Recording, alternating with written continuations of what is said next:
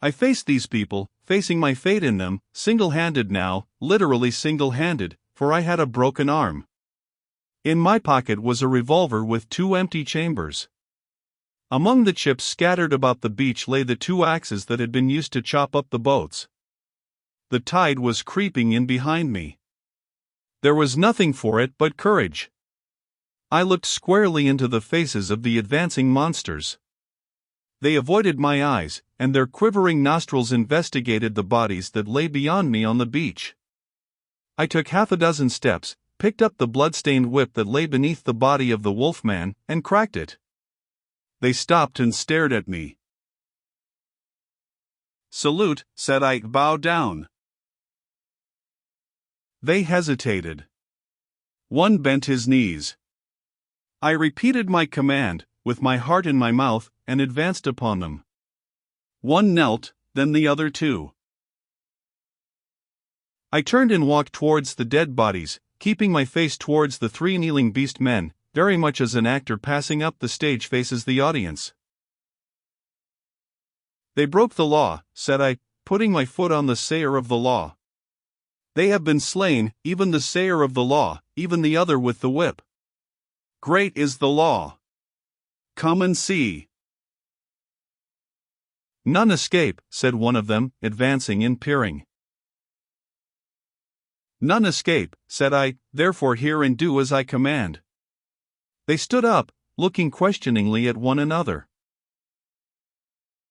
"Stand there," said I.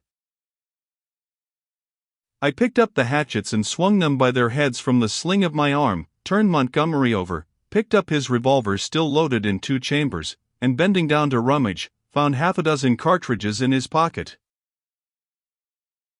"Take him," said I, standing up again and pointing with the whip, "take him, and carry him out and cast him into the sea." They came forward, evidently still afraid of Montgomery, but still more afraid of my cracking red whiplash, and after some fumbling and hesitation, some whip cracking and shouting, they lifted him gingerly, carried him down to the beach, and went splashing into the dazzling welter of the sea. "On," said I, "on. Carry him far." They went in up to their armpits and stood regarding me. "Let go," said I, and the body of Montgomery vanished with a splash. Something seemed to tighten across my chest. "Good," said I, with a break in my voice, and they came back, hurrying and fearful, to the margin of the water, leaving long wakes of black in the silver. At the water's edge they stopped, turning and glaring into the sea as though they presently expected Montgomery to arise therefrom and exact vengeance. "Now these," said I, pointing to the other bodies. They took care not to approach the place where they had thrown Montgomery into the water, but instead, carried the 4 dead beast people slantingly along the beach for perhaps 100 yards before they waded out and cast them away. As I watched them disposing of the mangled remains of Myling, I heard a light footfall behind me, and turning quickly saw the big hyena swine perhaps 12 yards away. His head was bent down, his bright eyes were fixed upon me, his stumpy hands clenched and held close by his side. He stopped in this crouching attitude when I turned, his eyes a little averted. For a moment we stood eye to eye. I dropped the whip and snatched at the pistol in my pocket, for I meant to kill this brute, the most formidable of any left now upon the island, at the first excuse. It may seem treacherous, but so I was resolved. I was far more afraid of him than of any other 2 of the beast folk. His continued life was, I knew, a threat against mine. I was perhaps 12 seconds collecting myself. Then cried I, "Salute! Bow down!" His teeth flashed upon me in a snarl. "Who are you that I should?" Perhaps a little too spasmodically I drew my revolver, aimed quickly and fired. I heard him yelp, saw him run sideways and turn, knew I had missed, and clicked back the cock with my thumb for the next shot. But he was already running headlong, jumping from side to side, and I dared not risk another miss. Every now and then he looked back at me over his shoulder.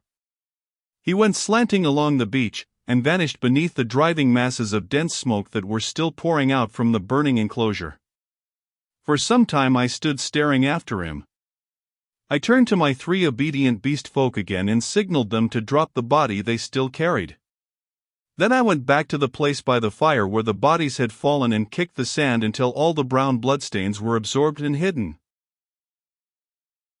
I dismissed my 3 serfs with a wave of the hand, and went up the beach into the thickets. I carried my pistol in my hand, my whip thrust with the hatchets in the sling of my arm. I was anxious to be alone, to think out the position in which I was now placed. A dreadful thing that I was only beginning to realize was, that over all this island there was now no safe place where I could be alone and secure to rest or sleep. I had recovered strength amazingly since my landing, but I was still inclined to be nervous and to break down under any great stress. I felt that I ought to cross the island and establish myself with the beast people, and make myself secure in their confidence. But my heart failed me. I went back to the beach, and turning eastward past the burning enclosure, made for a point where a shallow spit of coral sand ran out towards the reef.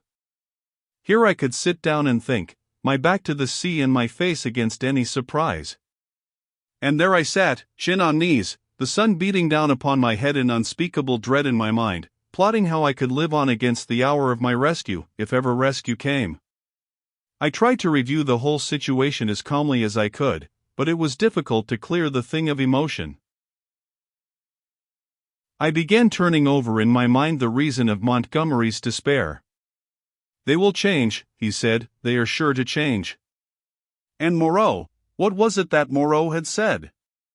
The stubborn beast flesh grows day by day back again. Then I came round to the hyena swine. I felt sure that if I did not kill that brute, he would kill me. The sayer of the law was dead, worse luck.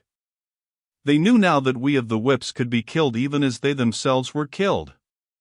Were they peering at me already out of the green masses of ferns and palms over yonder, watching until I came within their spring?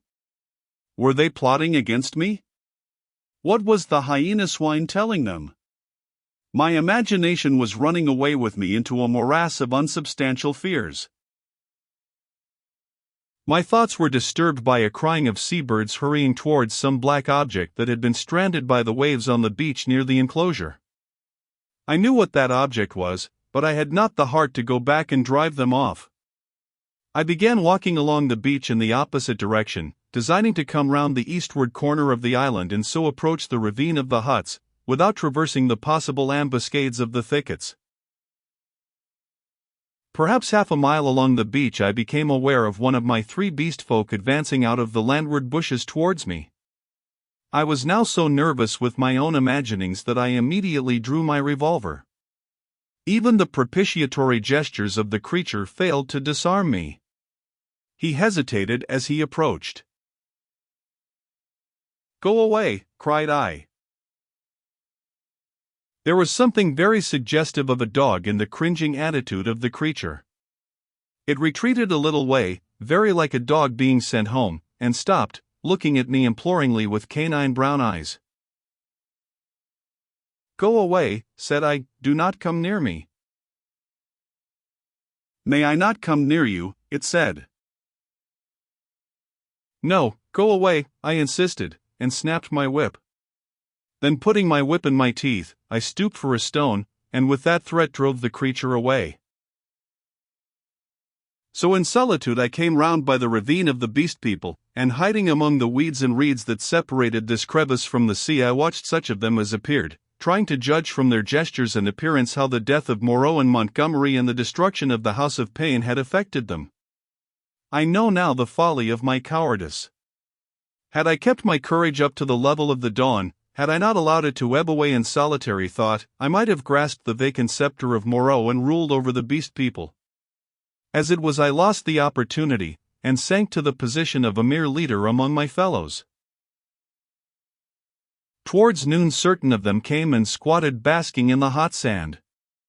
The imperious voices of hunger and thirst prevailed over my dread. I came out of the bushes, and, revolver in hand, walked down towards these seated figures. One, a wolf woman, turned her head and stared at me, and then the others.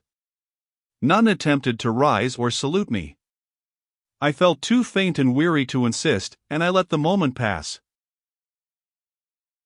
"I want food," said I, almost apologetically, and drawing near. "There is food in the huts," said an ox-boar man, drowsily, and looking away from me. I passed them, and went down into the shadow and odors of the almost deserted ravine. In an empty hut I feasted on some specked and half-decayed fruit, and then after I had propped some branches and sticks about the opening, and placed myself with my face towards it and my hand upon my revolver, the exhaustion of the last 30 hours claimed its own, and I fell into a light slumber, hoping that the flimsy barricade I had erected would cause sufficient noise in its removal to save me from surprise.